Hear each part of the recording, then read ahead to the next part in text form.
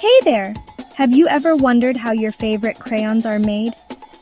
Let's take a colorful adventure together and find out. First, it all starts with tiny pieces of colored wax. Factories melt huge blocks of wax with bright, bold colors. Imagine a giant pot full of every color in the rainbow. The wax gets so hot it turns into a smooth, gooey liquid. Looks kinda like a magical soup, doesn't it? Next, the melted wax is carefully poured into crayon-shaped molds. These molds are super cool. They give crayons their perfect stick shape. The wax cools down and hardens really fast. And just like magic, you get hundreds of brand new crayons ready for coloring. But wait, there's more. The crayons go on a ride along a conveyor belt, where they get wrapped in colorful paper labels.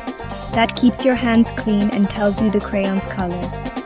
Now they're sorted into boxes, all lined up and ready to go home with you. And the best part? You get to use these amazing crayons to create your very own masterpieces. Whether you're drawing a dinosaur, a rocket ship, or a magical garden, crayons help bring your imagination to life.